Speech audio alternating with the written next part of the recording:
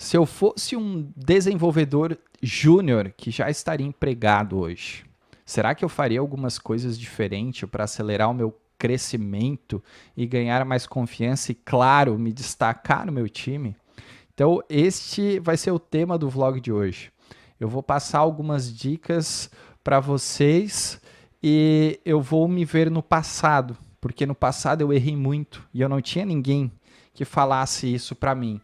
E tudo que eu vou falar aqui, pessoal, são coisas óbvias que todo mundo sabe, mas que não coloca em prática. Então, para não me prolongar muito, eu vou falar sobre 4 itens importantíssimos que eu considero e que eu olharia com mais calma e aplicaria isso lá em 2003, tá? Então, o primeiro ponto seria entender o ambiente e o negócio que você está inserido. Claro, se você já estiver empregado, né? Então, entender profundamente o ambiente é importante demais. Você precisa saber como a empresa funciona, qual problema ela resolve e como o seu time contribui para isso, antes de sair codificando. Muito comum dev júnior que está iniciando, né, na carreira profissional achar que sabe tudo. Eu achava que eu sabia tudo. E na verdade eu não sabia nada e continuo não sabendo muita coisa, né? A gente, lá no início, eu errava bastante, cara. Claro, acertava, mas eu também errava. Só para vocês terem uma noção, eu cuidava de um módulo do sistema que ele era montagem de comprovante de cartões de crédito. Então a gente recebia uma especificação das administradoras e você tinha que montar o layout do comprovante para ele sair na impressora certinho. E eu trabalhava basicamente num método com Java que pegava e fazia os alinhamentos e o substring da string builder para posicionar direitinho conforme a especificação. E eu só fui entender o que eu estava realmente fazendo, que era algo básico, hoje, né? Depois de uns 6 meses, cara. Porque eu aprendi a debugar, eu aprendi, no 6º mês eu descobri o debug. Então eu aprendi a debugar aí passo a passo, né, na minha codificação, colocar as variáveis no watch e eu sabia, e eu conseguia ver o que eu estava fazendo, aquele substring, aquela posição, o que iria acontecer. E apesar de ser um módulo básico, ele era fundamental para a homologação do sistema. Porque se você errasse um ponto e vírgula na montagem do comprovante, você reprovava, você não podia ter um erro, e você começaria do teste inicial 1 de novo. Só que a janela para homologação era 3 meses para frente. Você não podia, vou no outro dia homologar, sabe? Então era algo básico, mas era essencial. E como eu achava que sabia tudo, cara, deu muita bronca, porque sempre voltava um item que caberia ao Dev Júnior fazer, sabe?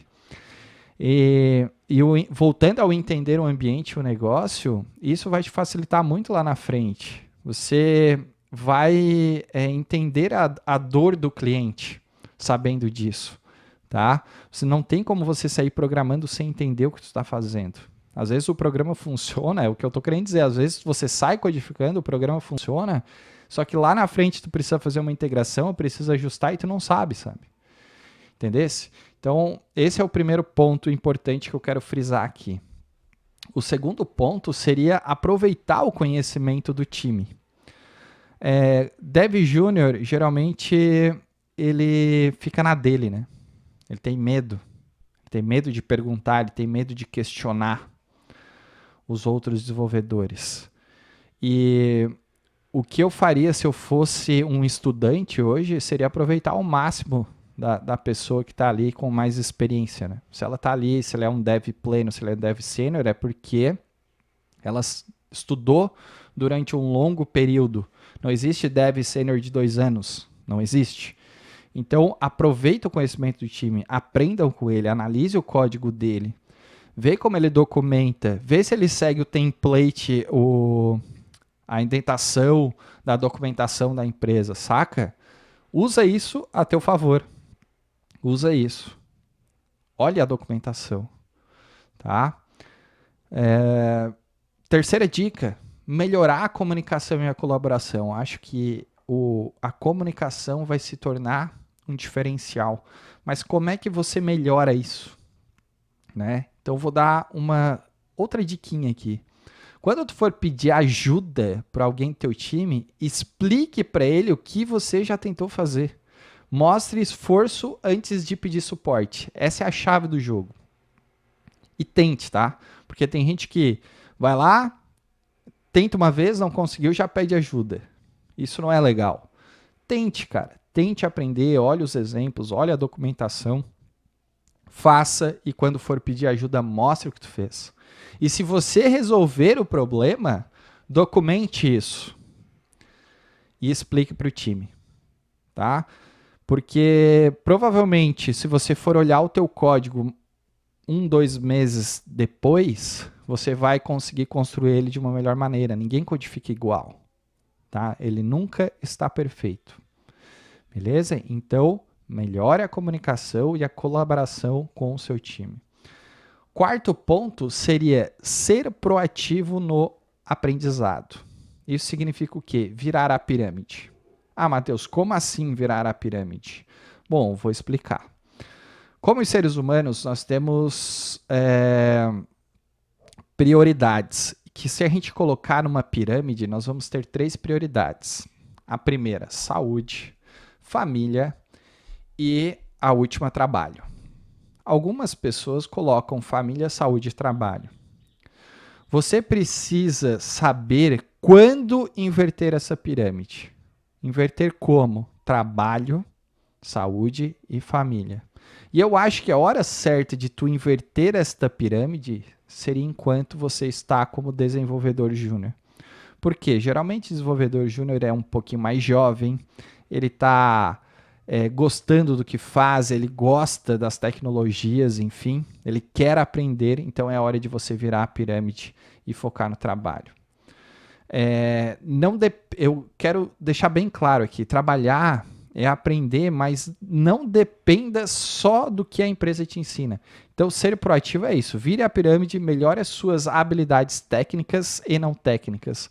Mas eu quero deixar claro o seguinte: quanto mais rápido você voltar a pirâmide para o estado inicial, melhor. Porque isso vai evitar burnout, isso vai evitar depressão, isso vai evitar ansiedade.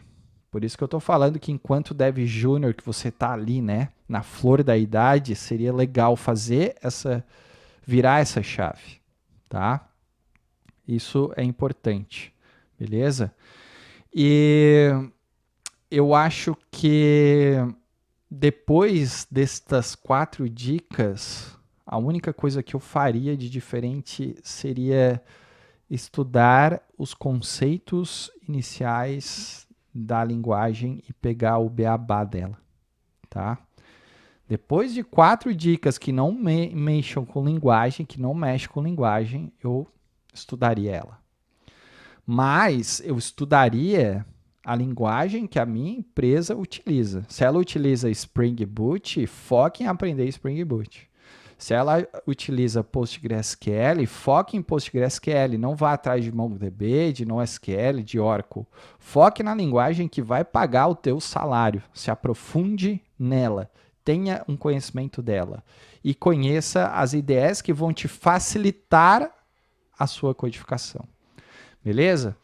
Então, só para finalizar aqui, eu acho que o que vai te diferenciar não é só escrever o código, lembre-se disso, mas ser alguém em quem o time pode confiar e ser alguém que está em constante evolução.